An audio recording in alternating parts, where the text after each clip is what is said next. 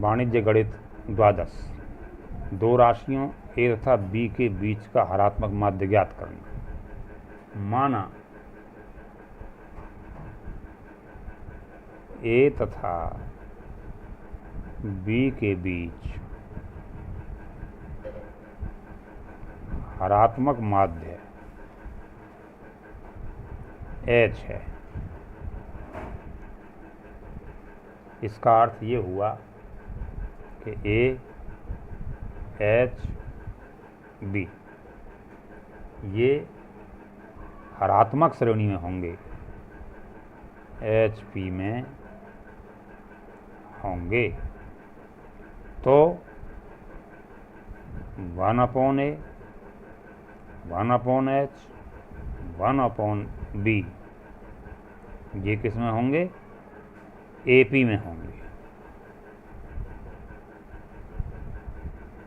अब AP की एक कंडीशन है कि दूसरा पद माइनस पहला पद बराबर तीसरा पद माइनस दूसरा पद।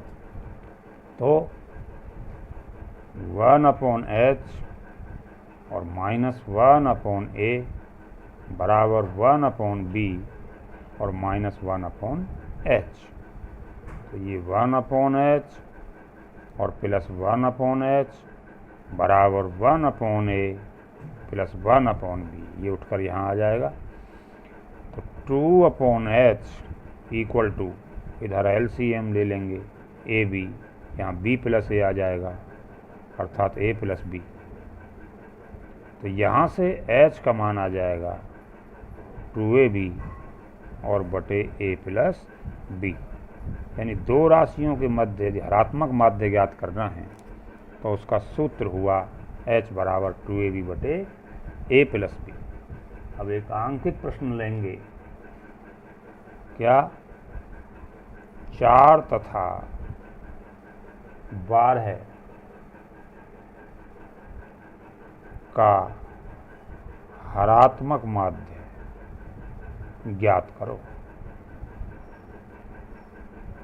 तो यहाँ A का मान 4, B का मान 12। तो H बराबर 2AB बटे A plus B। It means 2 गुणा 4 गुणा 12 और बटे 4 प्लस 12। ये आ जाएगा ऊपर 96 और बटे ये आ जाएगा 16 इक्वल टू 6। है नहीं? 4 तथा 12 के बीच का हरात्मक माध्य 6 होगा। इस तरह से दो राशियां आपको दे रखी हैं और उनके बीच हरात्मक माध्य ज्ञात करना है। तो बीच का हरात्मक माध्य निकालने का सूत्र H बराबर 2AB बटे A प्लस B लगा देंगे और हरात्मक माध्य ज्ञात कर लेंगे। इस तरह प्रश्न नंबर 14 के एक खंड मैंने ये कर दिया है और शेष 2 खंड इस प्रकार से स्वयं हल करेंगे। अब अगला प्रश्न है, ये तो केवल दो राशियों के बीच में ठीक बीच का एक हरात्मक माध्य ज्ञात करने का प्रश्न था। इसमें वह काम इस सूत्र से हो जाएगा। अब यदि इससे ज़्यादा हरात्मक माध्य चाहिए तो क्या करना? इसके लिए हम प्रश्न नंबर 16 का एक पार्ट लेते हैं। ये कहता है 3 तथा 1/3 के बीच 3 हरात्मक माध्य ज्ञात करने हैं। इसका अर्थ ये हुआ, माना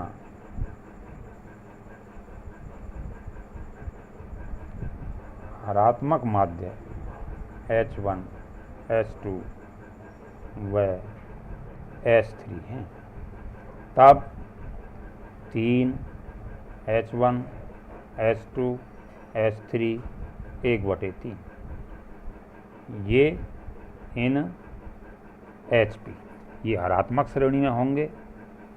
अब यदि इनके पदों को उल्टा कर दिया जाए तो 1/3 1/H1 1/H2 1/H3 और 1/3 का उल्टा 3, ये किस में होंगे? इन AP। अब ये एक समांतर श्रेणी हो गई। जब ये एक समांतर श्रेणी है तो इसका प्रथम पद 1/3 है, अंतिम पद इसका 3 है। लिख देते हैं, चलो A बराबर कितना? 1/3, अंतिम पद L बराबर 3 और पदों की संख्या N बराबर क्या हो जाएगा? 3 हरात्मक माध्य हो गए ये वाले, और 3 हमारी संख्या ये हो गई और 2 ये हो गई। 3 और +2 बराबर कितने हो गए? 5।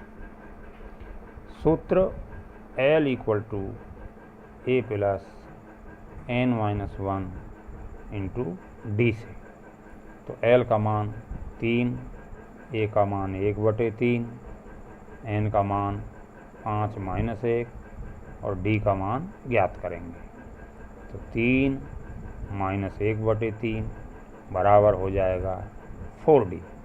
तो 3 3 और 9 में से 1 गए तो ये 8/3 बराबर हो जाएगा 4D और यहाँ से D बराबर आ जाएगा कितना? 8/3 और गुणा 4, 4 दूनी 8। तो D का मान आ गया 2/3। अब D का मान जब 2/3 आ गया और ये समांतर श्रेणी है तो ये पहला पद है A + B A + 2D। It means ये हुआ कि 1/H1 बराबर होगा A + D। मान रखेंगे तो A का मान कितना था हमारा? A का मान था, जब AP में थी संख्या हमारी, तो ये 1/3 और +2/3 बराबर ये आ जाएगा 3/3 अर्थात 1। और 1/H2 बराबर हो जाएगा A + 2D, यानी 1/3 और 2D का मतलब क्या हुआ? D में 2 की गुणा हो जाएगी तो ये हो जाएगा 4/3 और ये हो जाएगा 5/3 और 1/H3 बराबर हो जाएगा A + 3D, यानी 1/3 और प्लस ये 2 तिया 6/3, ये हो गई 7/3। ये हमारे जो मान हैं ये 1/H1 1/H2 1/H3 के हैं, किंतु हमें तो H1 H2 और H3 के मान चाहिए थे, नहीं? तो यहाँ हम लिख सकते हैं